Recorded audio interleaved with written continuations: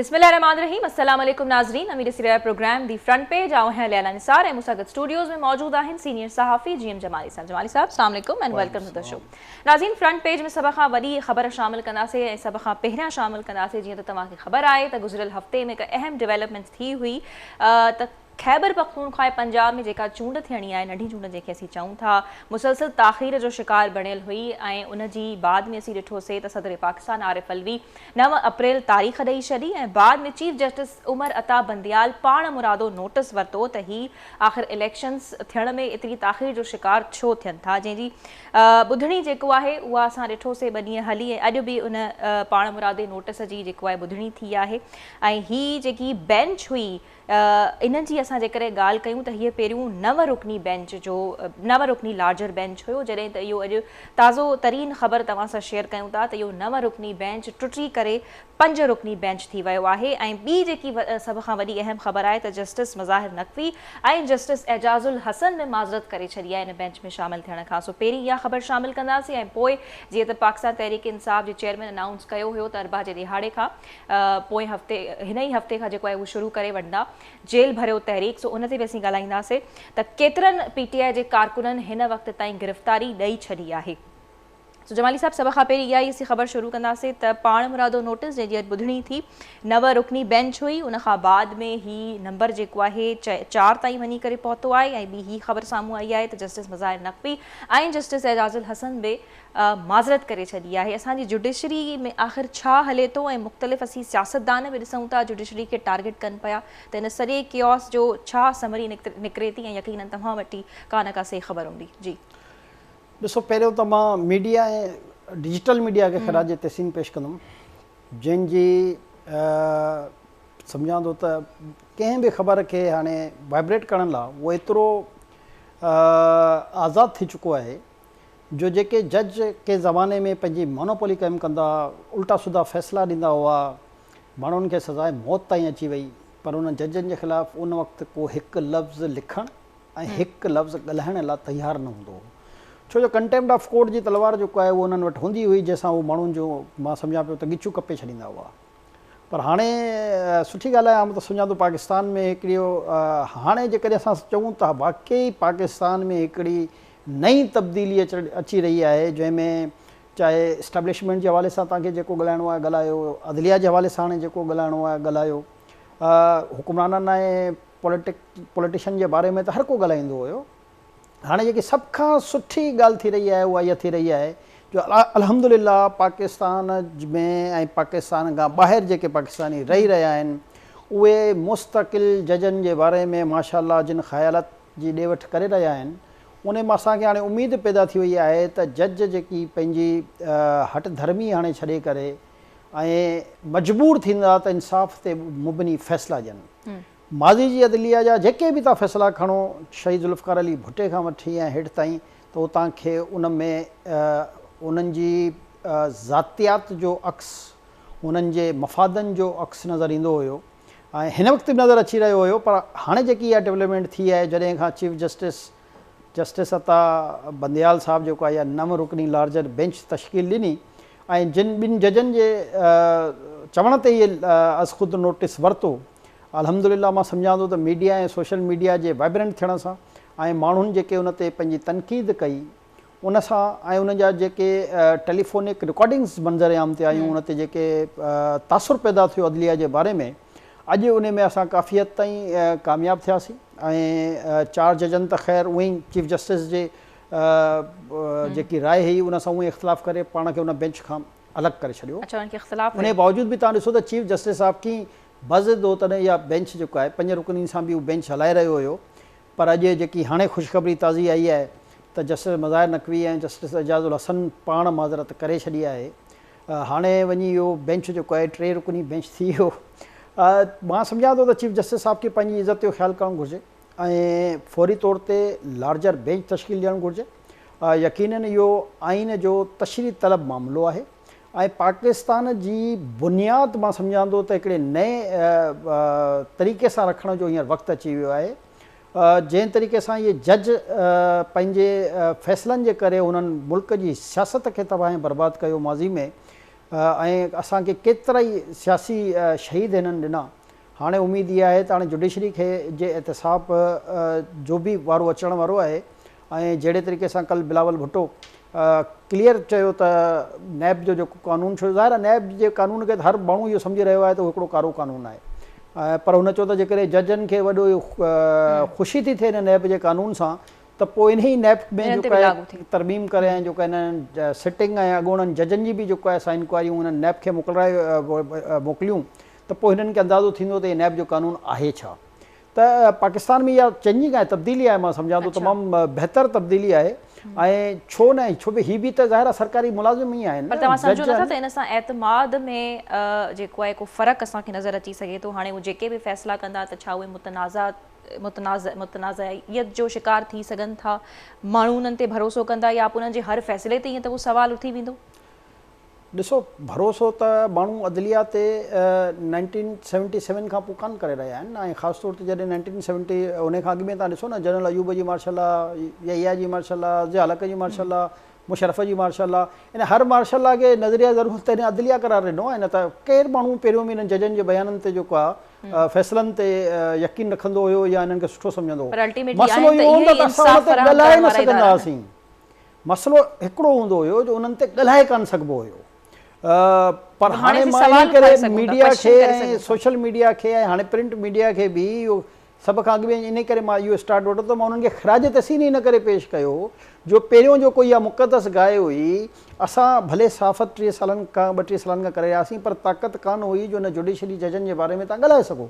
त हाणे जेको आहे ख़ासि तौर ते सोशल मीडिया जे करे मां सम्झां थो त हिकिड़ो अहिड़ो प्लेटफॉर्म आयो जंहिं तव्हां कंहिं बि शइ खे हिकु त डिस्क्लोज़ करणु को मसइलो ई कान्हे। जेकॾहिं पाकिस्तानी कानून जे कंहिं दायरे में अचण जी को ख़तरो हूंदो आहे त पोइ वरी जेके ॿाहिरि अकाउंट्स आहिनि उन्हनि जी मदद सां जेको आहे ऑडियो लीक्स जी तरफ़ आहे, जी बिल्कुलु, जेकॾहिं इहे न अचनि हा त इहो माहौल न थिए हा।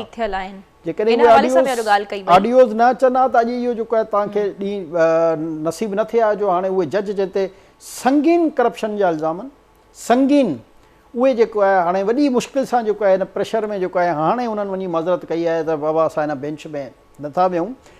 त इन खे आउं सम्झी सघां थो त हाणे जुडिशरी में रेवोल्यूशन जो असांखे वक़्तु नज़र अची रहियो आहे। हाणे जज बि पाण खां इहो डिॼंदा त हुननि जूं सासी वाबस्तगियूं न हुजणु घुरिजनि जेको आईन पाकिस्तान चई रहियो आहे, पर बदकिस्मती सां इहे जज एस्टेब्लिशमेंट ऐं सियासी पंहिंजे पंडितनि सां गॾिजी करे उन करप्शन जे माहौल में ईअं रची बसी विया हुआ जो बेगुनाहनि खे सज़ा थी वेंदी हुई ऐं गुनाहगार जेके आहिनि उहे उन्हनि जी नज़रनि खां आज़ादु थी वेंदा, बाइज़त भरी थींदा। उन्हनि नून लीग जी सीनियर नायब सदर मरियम नवाज़ बि जेको आहे ॾाढो निशानो बणायो हाज़िर जजिस खे बि, जस्टिस खोसा जेके असांजा प्रीवियस जस्टिस गुज़री चुका आहिनि, जस्टिस साकिब निसार खे बि, त उहो छा हुयो उन ते बाद में बहस बि जेको आहे छिड़जी वई त छा हिते तौहीन अदालत जो केस या कंटेम्प्ट ऑफ कोर्ट नथो ठहे? ॾिसो, जॾहिं शहीद ज़ुल्फ़िकार अली भुट्टे खे फाही चढ़ायो वियो त पाकिस्तान में आम माण्हू जेको आहे उन ते रेजिस्टेंस कयो हुआ ऐं उनखां पोइ क़ुर्बानियूं ॾिनियूं हुयूं।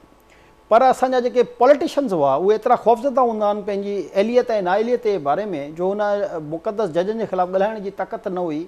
मौलवी मुश्ताक जे बारे में जेकॾहिं ॻाल्हायूं त कई साल गुज़रण खां पोइ जेको आहे उनजे फ़ैसिलनि ते तनक़ीद जो सिलसिलो शुरू थियो। अहिड़े तरीक़े सां जॾहिं नवाज़ शरीफ़ खे बि सज़ा ॾिनी वई त तनक़ीद त थी, पर मीडिया उनखे उन अंदाज़ में ॾेखारे कान रहियो हुयो। मीडिया उन अंदाज़ में उन्हनि जे उन फ़ैसिलनि खे जीअं उजागर करणु घुरिजे उहो करे न रहियो हुयो ऐं टारगेट छो जो उन वक़्तु इस्टेब्लिशमेंट ज़ाहिर आहे उनजे पुठियां हुई ऐं सॼी इमरान ख़ान खे फुल बैकिंग हुई, त उहे बि नवाज़ शरीफ़ या उनजे ख़ानदान या उनजो जेको बि बिज़नेसिस हुआ उन्हनि खे हिट करण जा त वधीक प्रोग्राम थींदा, पर हिन जजनि जे फ़ैसिले ते जेको आहे को ॻाल्हाईंदो न हो।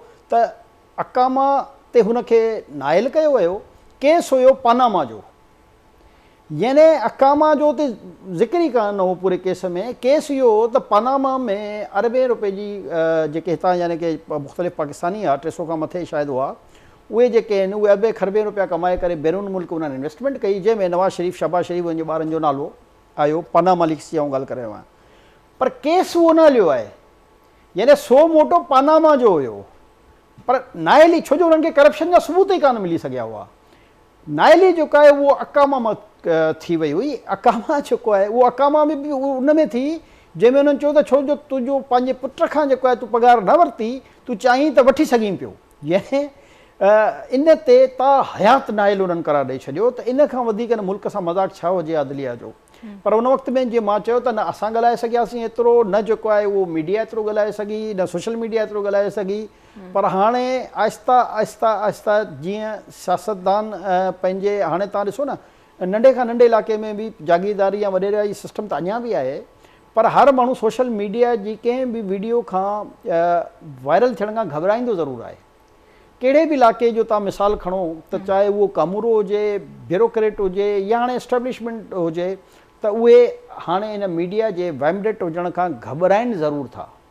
त हाणे मां सम्झां थो त आख़िरी इहो अदलिया बची हुई जंहिंजे मथां अञा थोरी घणी जेको आहे माण्हू रिआयत करे रहिया हुआ, पर हिननि जी हरकतुनि जे करे हाणे मां सम्झां थो त जेतिरी तेज़ी सां माण्हू ॻाल्हाए रहिया आहिनि हिकु हिकु शइ ते ऐं पुराणनि सभिनी केसनि ते, ऐं इन में को शक न आहे त लखे केस इन अदालतनि में पेंडिंग आहिनि, उन लखनि केसनि जो ई फ़ैसिलो कान करे रहिया आहिनि। तव्हां सम्झो था त इन ॻाल्हाइण सां जेको आहे काफ़ी मस्बत नतीजा निकिरी सघनि था ऐं पोइ आईंदा जेके ही स्टेक में इदारा आहिनि फ़ैसिलो वठण में एहतियात कंदा। पर असीं साॻी रीति ॾिसूं त उन्हनि मरियम नवाज़ जीअं निशानो बणायो तंज़ जो, या जेको आहे कुझु ऑडियोज़ बि उन्हनि ॿुधाया हुते, त उन सां गॾो गॾु उन्हनि जनरल रिटायर्ड फैज़ जी बि ॻाल्हि कई। उन खां अॻु में उन्हनि हिकु इंटरव्यू में बि इन हवाले सां हिकिड़ो वाक़ियो ॿुधायो जॾहिं हू जेल में हुई।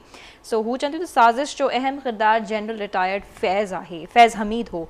सो इन जे पोयां छा कहाणी आहे? ॾिसो इन में त को शक जी गुंजाइश ई कान्हे न। अच्छा, एतिरो इहो क्लियर कट ऐं स्ट्रेट फॉरवर्ड मामलो आहे। इमरान ख़ान खे बैकअप ॾियण में जनरल पाशा, जनरल ज़हीर इस्लाम, उन खां पोइ जनरल फैज़, इन्हनि जो त कलीदी रोल आहे न। भाजपा बि उन में शामिलु आहे, ईअं न आहे त उहो उन में शामिलु न हो।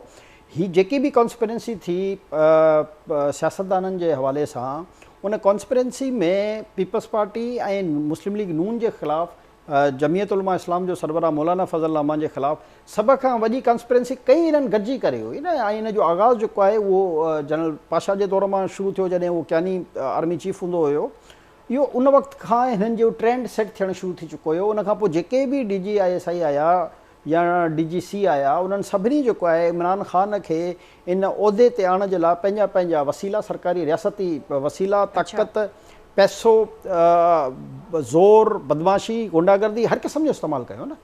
हाणे मां चवां थो त हिन मुल्क में इहा तब्दीली आहे न, त तव्हां जेको आहे ISI जे उन्हनि अॻुवां जेके उहिदेदार जेके उन्हनि जिन पंहिंजे वायलेशन कई आहे इन जी, जेको हुननि पंहिंजो हल्फ़ खयो त उहो उन्हनि जो कमु सिर्फ़ु सरहदुनि जी हिफ़ाज़त आहे ऐं मुल्क जेके अंदरूनी मामलात ऐं सियासत आहे उन्हनि में मदाख़लत न आहे। उन खां उन इनराफ़ कयो न, त उन इनराफ़ कयो। त पर हाणे पहिरियों बि इहे कंदा रहिया, ईअं न आहे त मां चवंदो न कंदा रहिया। त ॾिसो न कंदा त पोइ जनरल अयूब जी हुकूमत कीअं ठही आहे, जनरल यहिया कीअं अचे हा, ज़ाहिर आहे न इहे इनराफ़ शुरू खां कंदा आया, पर कंहिंमें ताक़त कान हूंदी हुई जो इन्हनि जे बारे में ॻाल्हाए। हाणे ख़ुशकिस्मती इहा आहे जो इन्हनि जे बारे में त ऐं मूंखे वधीक उहो आहे त पहिरियों त सिर्फ़ु पाकिस्तान पीपल्स पार्टी ॻाल्हाईंदी हुई, जिते हू ज़ाहिरा कूड़ा बि खाईंदा, मुचड़ा बि खाईंदा, केस बि ठहंदा, सचा या कूड़ा, बहरहाल उन्हनि जे लीडरनि, उन्हनि जी क़यादत वॾी क़ुर्बानियूं ॾिनियूं। ॿी काई जमात न हुई। उन खां पोइ आहिस्ता आहिस्ता जेका नून लीग अची पैदा थी, ऐं नून लीग जो जेको एक्चुअल महाज़ शुरू थियो उहो त 99 खां थियो, जॾहिं परवेज़ मुशर्रफ जेको आहे उनखे टेक ओवर कयो। उन खां पोइ हिननि ॻाल्हाइण जे बजाए मुल्क छॾण खे तरजीह ॾिनी, त हिननि में उहा बहादुरी वारो अंसर नज़र न आयो। जॾहिं हिननि जी वापसी थी ऐं वरी वज़ीर आज़म थियो टियों भेरो, त उन खां पोइ हिन में थोरी सी जेको आहे मां सम्झां थो त मेच्योरिटी आई नवाज़ शरीफ़ में, ऐं उन ॻाल्हाइणु शुरू कयो। पर जेकॾहिं तव्हां हिन जी स्पीड ॾिसो त तव्हांखे अंदाज़ो थींदो त 2018 खां पोइ 2018 खां पोइ नून लीग जेको आहे उन जनरलनि जा नाला वठी ॻाल्हाइणु शुरू कयो, जंहिंमें सभ खां सर फ़हरिस्त हुई जनरल फैज़ हुयो, जेको उन ज़माने में DGC हुयो। त उन्हनि उन वक़्तु ॻाल्हाइणु शुरू कयो। ऐं मरियम नवाज़ ई ज़ाहिर आहे उनखे पहिरियों त सभ खां अॻु त नवाज़ शरीफ़ हिननि जा नाला खयां हुआ, बाजवा जा ऐं जनरल फैज़ जा। पर उन खां पोइ मरियम नवाज़ उन जे उन मौक़िफ़ खे तक़ीवत ॾिनी ऐं उनखे तमामु घणो वाइब्रेंट कयो। ऐं जंहिंजी पैदाइश में ई ज़ाहिर आहे उन ते जेके केस ठाहे विया ऐं जहिड़े ते केस आहे उनखे अंदरि कयो वियो।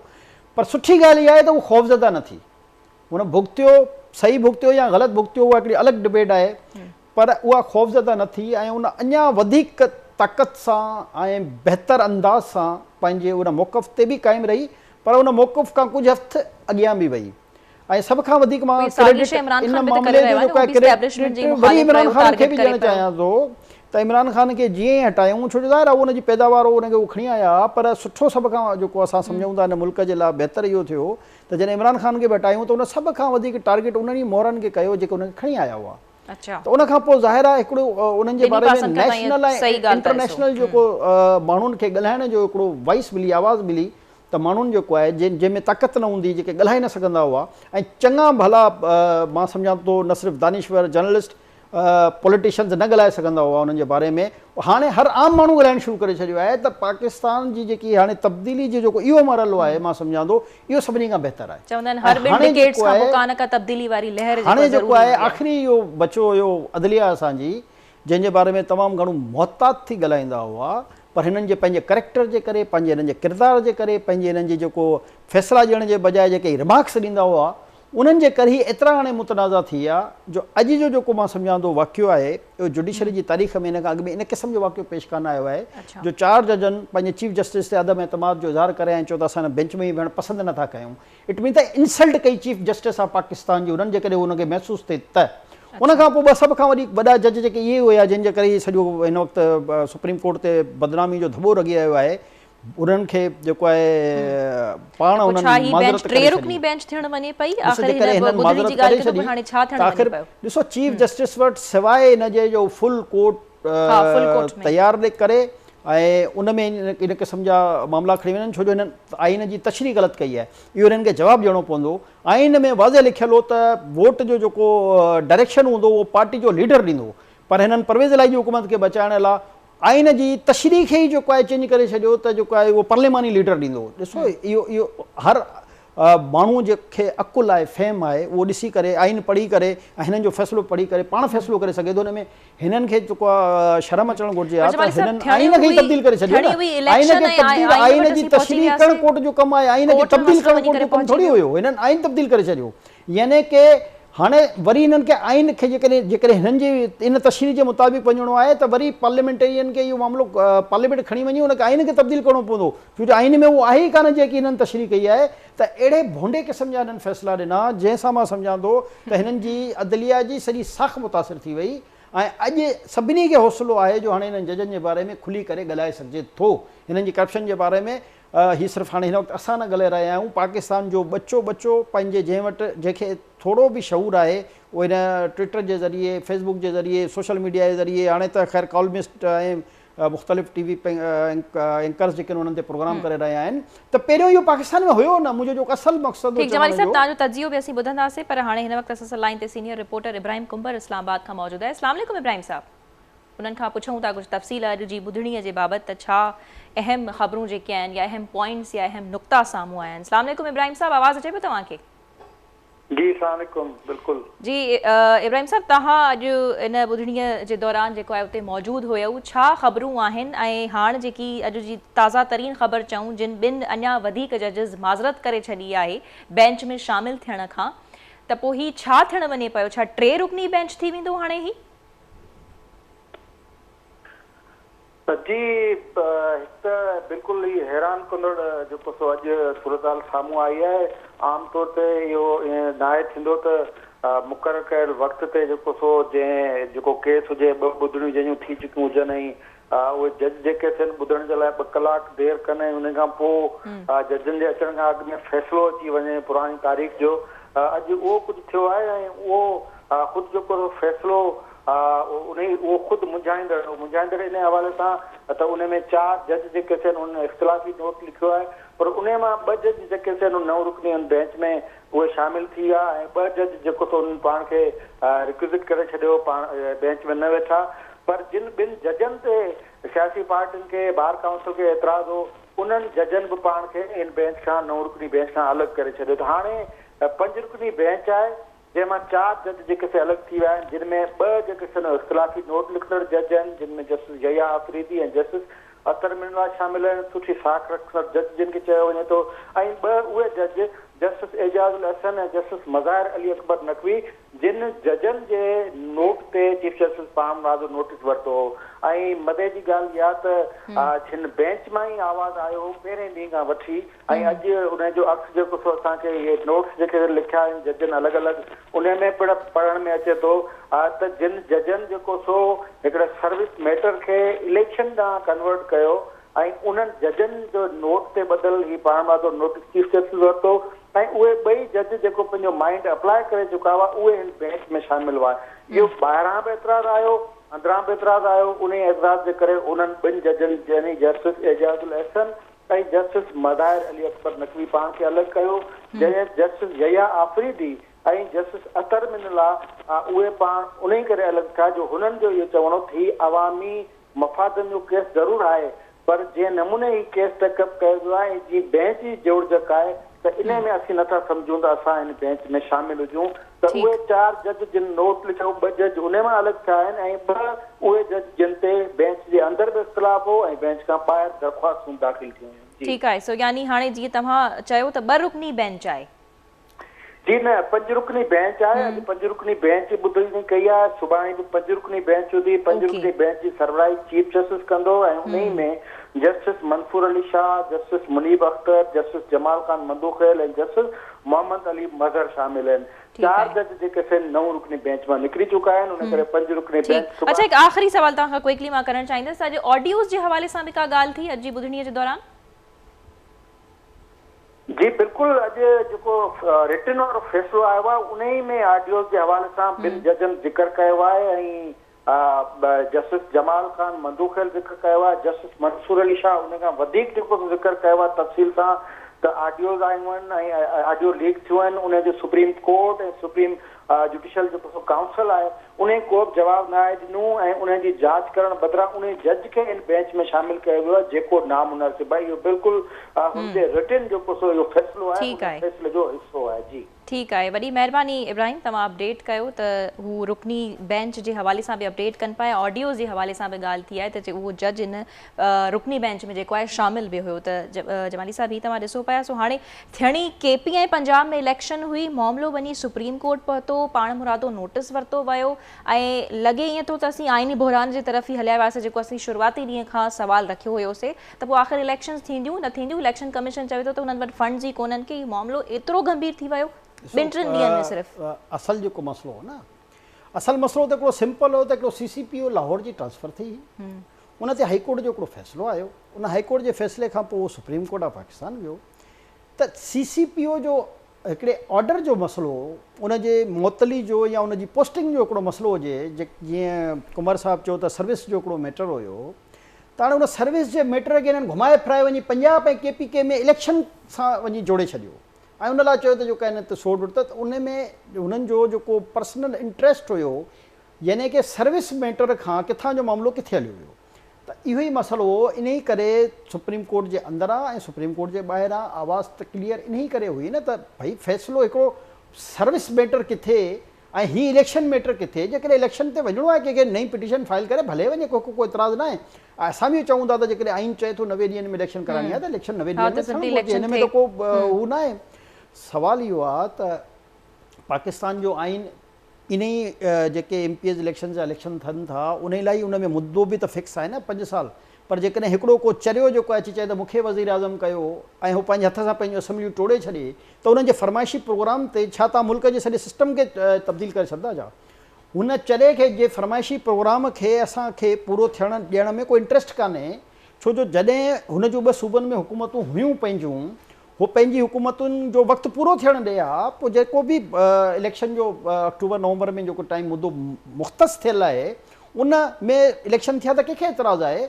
सवाल हिते इहो ई आहे त जेकॾहिं 2 सूबनि जी इलेक्शन सपोज़ अॻिमें थी वञे त उन वरी उहे पैसा जेके आहिनि डबल कैलकुलेशन करे तव्हां लॻंदा त हिकु चओ था मुल्क में नाणो न आहे, डॉलर जी रोज़ जी फ्लक्चुएशन आहे, मईशत असांजी संभलिजे कान थी।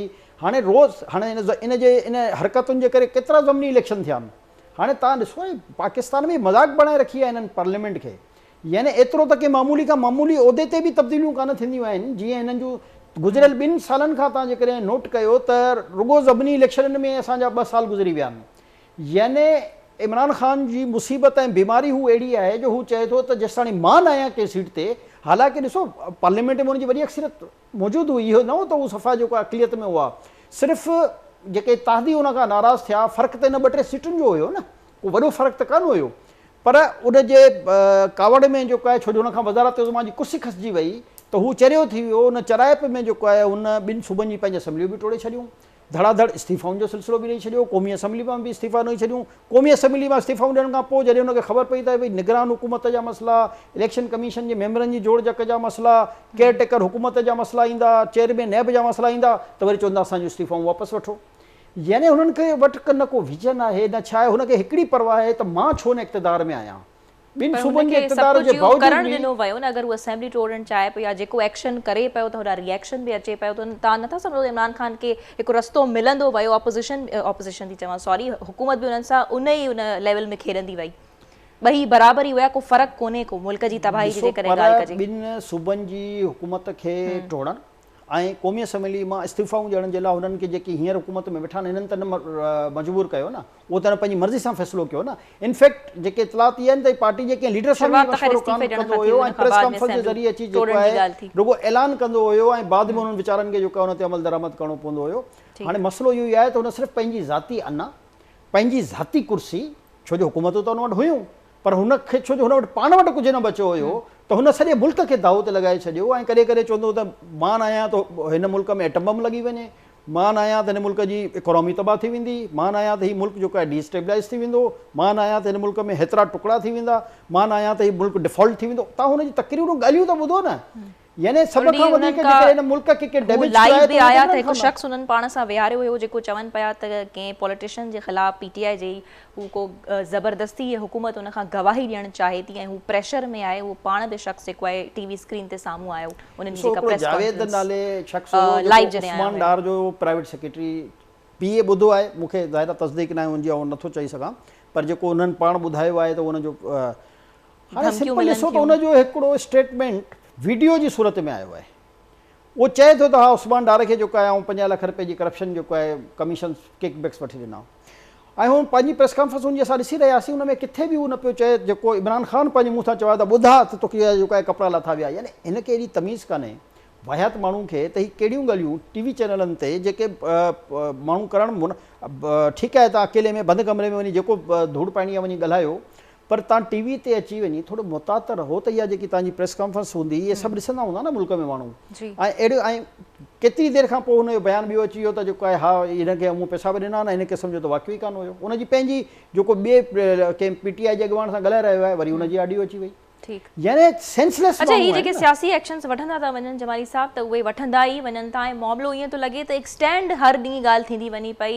इमरान ख़ान जी बि अगरि असीं ॻाल्हि कयूं त आए ॾींहुं हुनजी नई स्ट्रैटेजी आहे, नओं यू टर्न आहे, ऐं हाणे जेल भरियो तहरीक जो आगाज़ थी वियो आहे, पीटीआई जे 69 कारकुननि जेको आहे जमाली साहब गिरफ़्तारी ॾेई छॾी आहे, त पोइ छा हाणे टारगेट हिननि जो 200 कारकुननि खे जेको आहे जेलनि में विझणो आहे, ऐं अॼु त कुझु इहे स्टेटमेंट बि साम्हूं आई आहे पीटीआई जे कारकुननि जे पारां त गाॾियूं ख़तम थी वयूं आहिनि, पुलिस वधीक गिरफ़्तारियूं ईंदड़ ॾींहनि में ॾींदासीं। पीटीआई वारा जेके आहिनि उहे बसि हिनखे सोशल मीडिया जो ई शौक़ु आहे।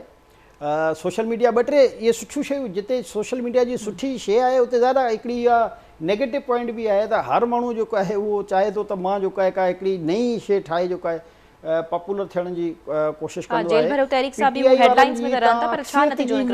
ॾिसो तव्हां जेके बि आयूं आहिनि त पुलिस वारा मिंथू करे थकिजी पिया आहिनि त बाबा अचो असांजी गाॾियूं बीठियूं आहिनि, ऐं जंहिं केपी में हिनखे 2/3 मेजॉरिटी मां सम्झां थो हासिलु हुई, उन केपी मां हिकिड़े माण्हू गिरफ़्तारी कान ॾिनी आहे।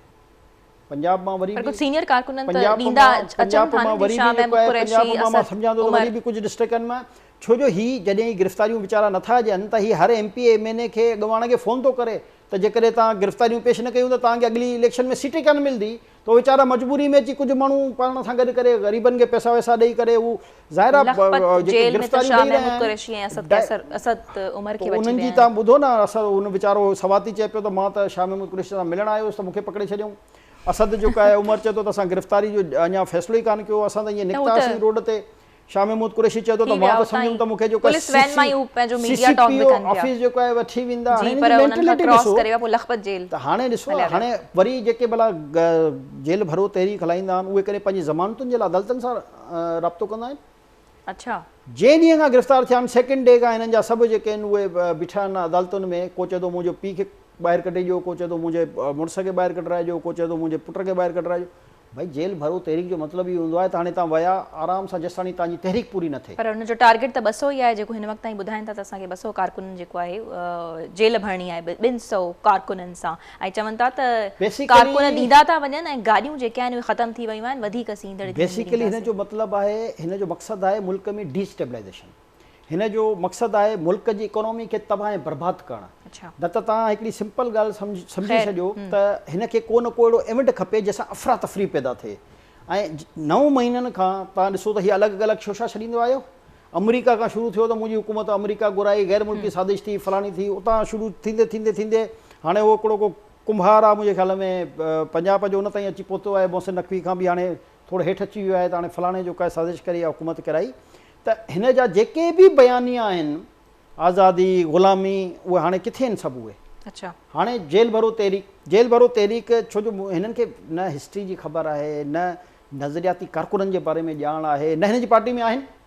त हाणे हिन खे कीअं सम्झ में अचे? हिन जो त इहो आहे त हीअ सभिनी खे जेको फ़ोन करे थो पंहिंजे MPAs MNAs खे उहे वीचारा अॻिली सीट जी लालच में जेको आहे मजबूर आहिनि। न त ॼण आहे न गिरफ़्तारी फवाद जॾहिं वियो हुयो त 2 ॾींहंनि में जे अंदरि अंदरि उनजी छा हालत हुई त मूंखां ॿारनि मूंखे हू ॾाढा यादि ईंदा भई हू तव्हांखे हुननि जा ॿार यादि न आया जिन खे तव्हां महीना महीना साल साल जेलनि में रखियो।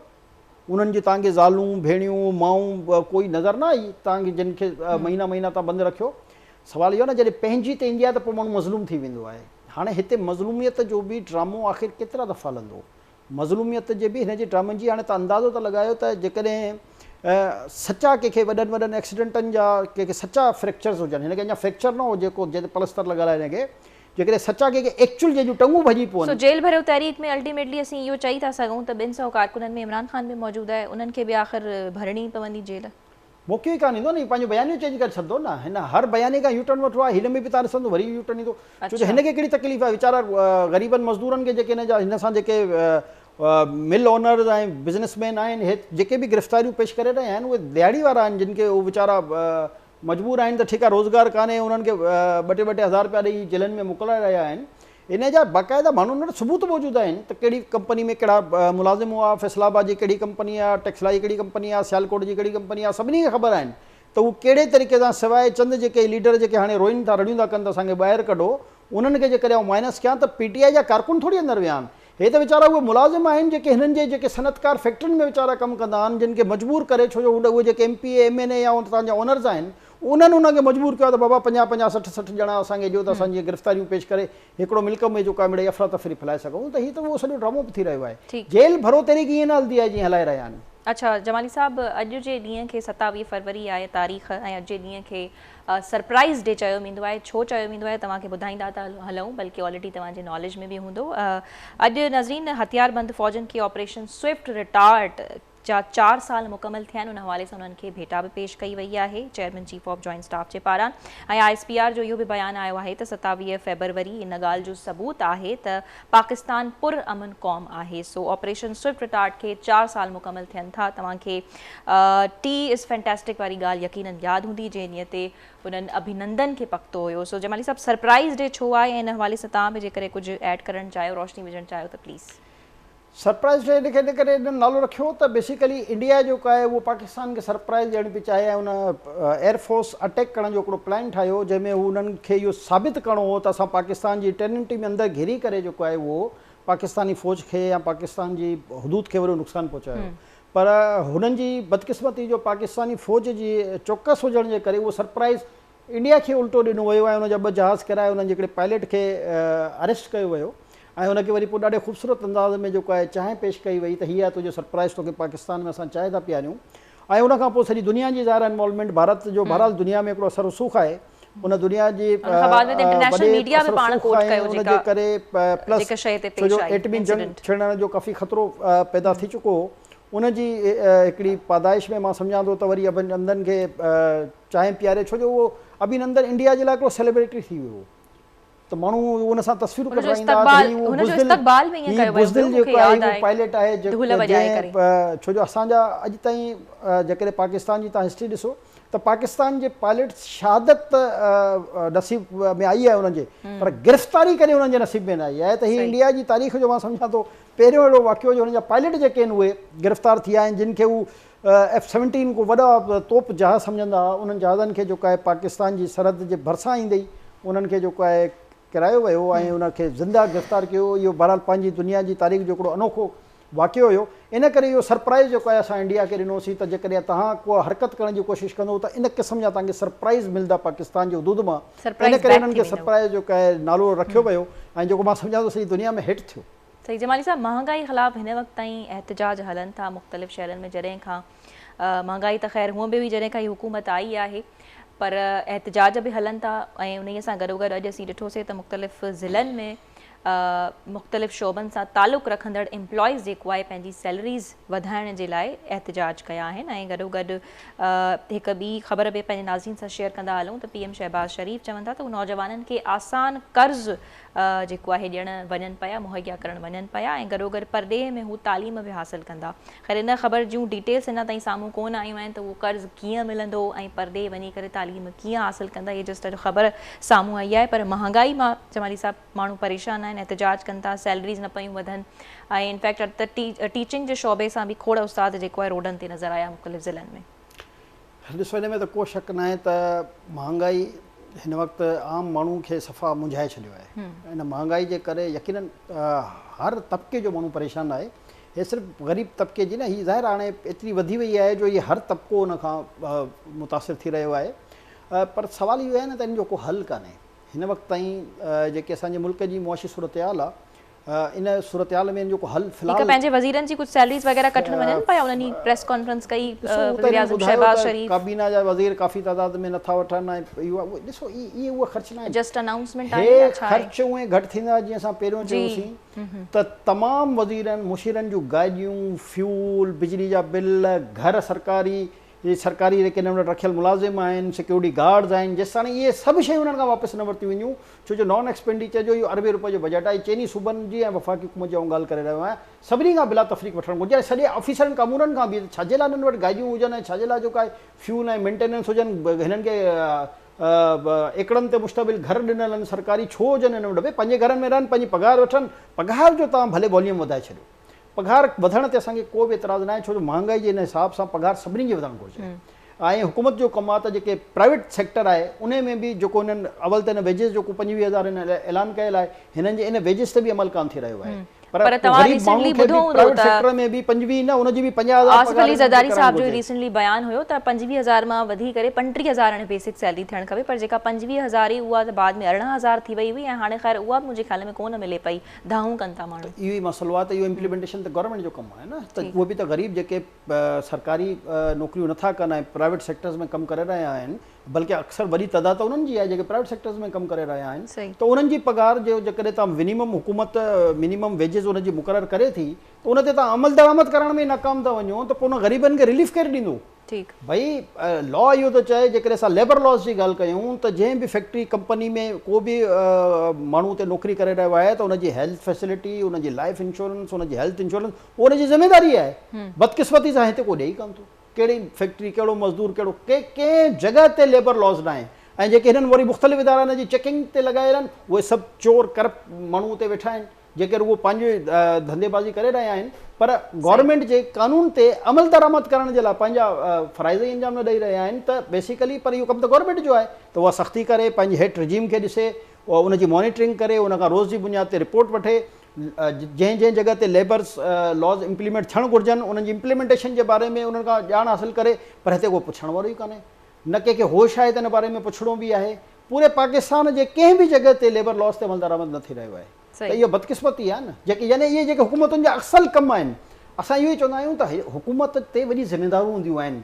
बुनियादी सहूलियतूं ॼण हुकूमत जी ज़िमेदारी आहे, जंहिंमें पाणी थी वियो, बिजली थी वई, गैस थी वई, रोड रस्ता थी विया, तालीम थी वई, सिहत थी वई, इन में उहा नाकाम। जिते वरी मज़दूरनि जा मसइला था अचनि उते बि इम्प्लीमेंटेशन इन लेबर डिपार्टमेंट जे ज़रिए थियणी आहे, उते लेबर लॉस जिते इम्प्लीमेंट थियणु घुरिजनि उते बि तव्हां इम्प्लीमेंट कान था करायो, यानी हर तरफ़ खां तव्हां जेको आहे नाकाम था वञो न। ठीक जमाली साहब, वॾी महिरबानी। टाइम जेको आहे नाज़रीन ख़त्म थी वियो आहे। मुआशी हालात ॾींहं ॿ ॾींहं संगीन थींदा वञनि पिया। आवाम परेशान आहे। आवाम जी परेशानी त हिकु तरफ़, पर नाज़रीन सियासी ऐं आइनी बहरान बि हाणे हिकु तरफ़ थी वियो आहे। उहो बि ॾींहं ॿ ॾींहं असीं ॾिसूं था त मसइला उन शइ जा उन सां रिलेटेड कॉम्प्लिकेट थींदा वञनि पिया। सो इंशाल्लाह मुलाक़ात थींदी सुभाणे ॻाल्हि कंदासीं त छा अञा नवां मुआहिदा हीअ हुकूमत IMF सां करणु वञे पई छा। सो सुभाणे इहो सवाल शुरू में उथारींदासीं। इजाज़त ॾींदा। अल्लाह हाफ़िज़।